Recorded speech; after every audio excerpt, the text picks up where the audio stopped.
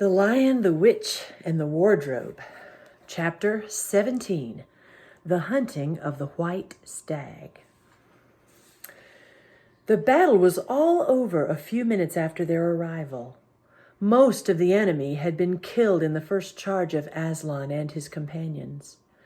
And when those who were still living saw that the witch was dead, they either gave themselves up or took to flight. The next thing that Lucy knew was that Peter and Aslan were shaking hands. It was strange to her to see Peter looking as he looked now. His face was so pale and stern, and he seemed so much older. "It was all Edmund's doing, Aslan," Peter was saying. "We'd have been beaten if it hadn't been for him. The witch was turning our troops to stone right and left. But nothing would stop him. He fought his way through 3 ogres to where she was just turning one of your leopards into a statue. And when he reached her, he had the sense to bring his sword smashing down on her wand instead of trying to go for her directly and simply getting made a statue himself for his pains. That was the mistake all the rest were making. Once her wand was broken, we began to have some chance if we hadn't lost so many already. He was terribly wounded. We must go and see him." They found Edmund in charge of Mrs. Beaver a little ways back from the fighting line. He was covered with blood. His mouth was open and his face a nasty green color. "Quick, Lucy," said Aslan. And then, almost for the first time, Lucy remembered the precious cordial that had been given to her for a Christmas present. Her hands trembled so much that she could hardly undo the stopper, but she managed it in the end and poured a few drops into her brother's mouth. "There are other people wounded," said Aslan, while she was still looking eagerly into Edmund's pale face and wondering if the cordial would have any result. "Yes, I know," said Lucy crossly. "Wait a minute." "Daughter of Eve," said Aslan in a grave voice, "others are also at the point of death. Must more people die for Edmund?" "I'm sorry, Aslan," said Lucy, getting up and going with him. And for the next half hour they were busy, she attending to the wounded, while he restored those who had been turned into stone. When at last she was free to come back to Edmund, she found him standing on his feet, and not only healed of his wounds, but looking better than she had seen him look, for ages. In fact, ever since his first term at that horrid school, which was where he had begun to go wrong. He had become his real old self again and could look you in the face. And there on the field of battle, Aslan made him a knight. "Does he know," whispered Lucy to Susan, "what Aslan did for him? Does he know what the arrangement with the witch really was?" "Hush, of course not," said Susan. "Oughtn't he to be told?" said Lucy. "Oh, surely not," said Susan. "It would be too awful for him. Think how you'd feel if you were he." "All the same, I think he ought to know," said Lucy, but at that moment they were interrupted. That night they slept where they were. How Aslan provided food for them all, I don't know, but somehow or other they found themselves all sitting down on the grass to a fine high tea at about 8 o'clock. Next day they began marching eastward down the side of the great river, and the next day after that, at about tea time, they actually reached the mouth. The castle of Cair Paravel on its little hill towered up above them. Before them were the sands with rocks and little pools of salt water and seaweed and the smell of the sea, and long miles of bluish-green waves breaking forever and ever on the beach. And oh, the cry of the seagulls. Have you heard it? Can you remember? That evening after tea, the 4 children all managed to get down to the beach again and get their shoes and stockings off and feel the sand between their toes. But the next day was more solemn, for then, in the great hall of Cair Paravel, that wonderful hall with the ivory roof and the west door all hung with peacock's feathers, and the eastern door which opens right onto the sea, in the presence of all their friends and to the sound of trumpets, Aslan solemnly crowned them and led them onto the 4 thrones amid deafening shouts of, "Long live King Peter! Long live Queen Susan! Long live King Edmund! Long live Queen Lucy!" Once a king or queen in Narnia, always a king or queen. Bear it well, sons of Adam. Bear it well, daughters of Eve, said Aslan. And through the eastern door, which was wide open, came the voices of the mermen and the mermaids, swimming close to the castle steps and singing in honor of their new kings and queens.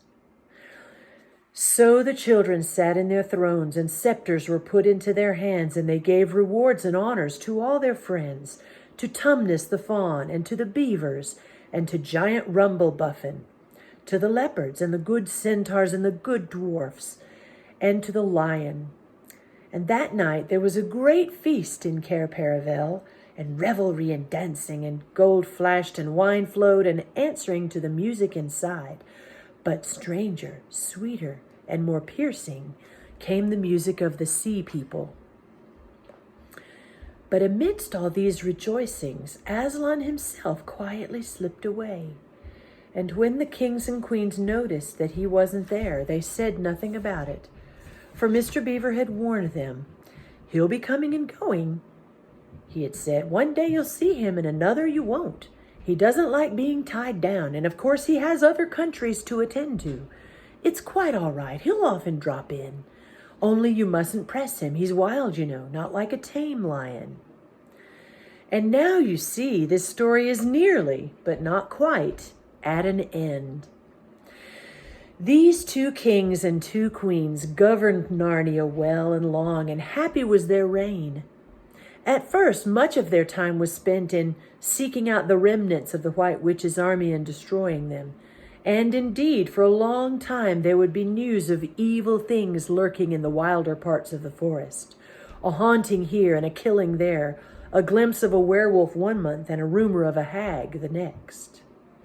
But in the end, all that foul brood was stamped out, and they made good laws and kept the peace, and saved good trees from being unnecessarily cut down, and liberated young dwarfs and young satyrs from being sent to school, and generally stopped busybodies and interferers, and encouraged ordinary people who wanted to live and let live.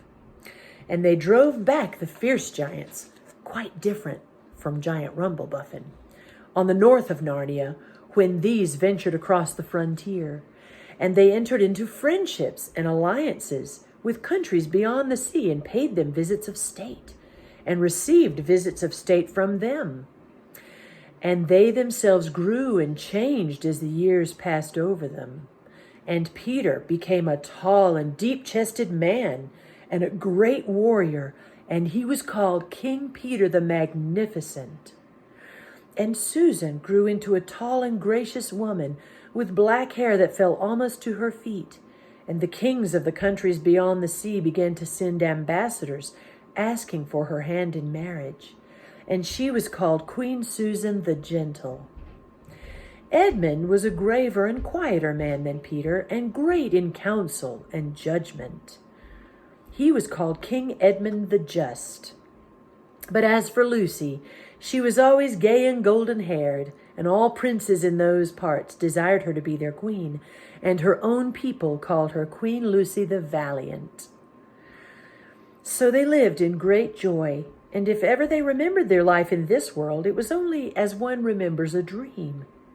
And one year it fell out that Tumnus, who was a middle-aged fawn by now and beginning to be stout, came down river and brought them news that the white stag had once more appeared in these parts, the white stag who would give you wishes if you caught him. So these 2 kings and 2 queens, with the principal members of their court, rode a-hunting with horns and hounds in the western woods to follow the white stag. And they had not hunted long before they had a sight of him. And he led them a great pace over rough and smooth and through thick and thin, till the horses of all the courtiers were tired out, and only these 4 were still following. And they saw the stag enter into a thicket where their horses could not follow. Then said King Peter, for they talked in quite a different style now, having been kings and queens for a long time. Fair consorts, let us now alight from our horses and follow this beast into the thicket, for in all my days I never hunted a nobler quarry. Sir, said the others, even so let us do. So they alighted and tied their horses to trees and went on into the thick wood on foot. And as soon as they had entered it, Queen Susan said, Fair friends, here is a great marvel, for I seem to see a tree of iron. Madam, said King Edmund, if you look well upon it, you shall see a pillar of iron with a lantern set in the top thereof. Marry, a strange device, said King Peter, to set a lantern here where the trees cluster so thick about it, and so high above it, that if it were lit, it should give light to no man. Sir, said Queen Lucy, by likelihood, when this post and the lamp were set here, there were smaller trees in this place, or fewer, or none. For this is a young wood, and the iron post is old. And they stood looking upon it. Then said King Edmund, I know not how it is, but this lamp upon the post worketh upon me strangely. It runs in my mind that I have seen the like before, as it were a dream, or in the dream of a dream.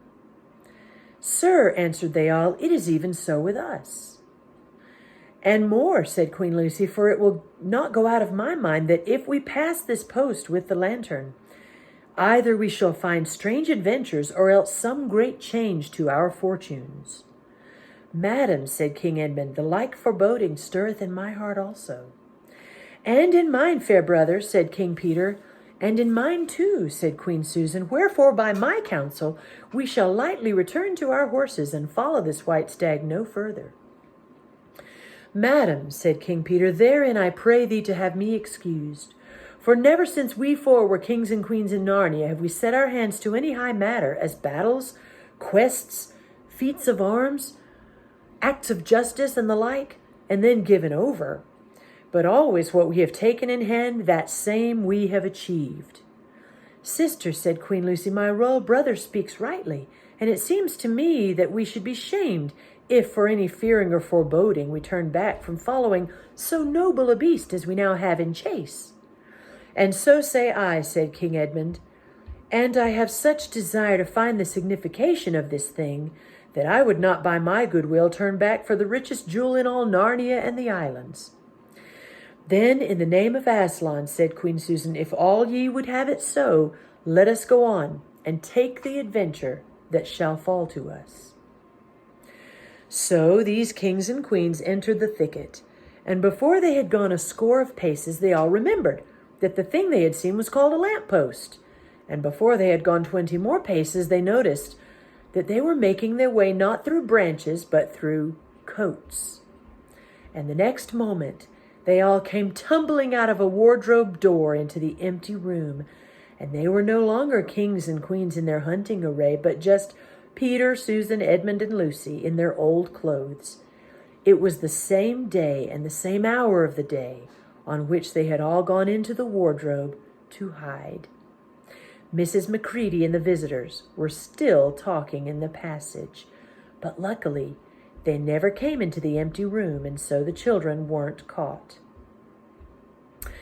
And that would have been the very end of the story, if it hadn't been that they felt they really must explain to the professor why 4 of the coats out of his wardrobe were missing.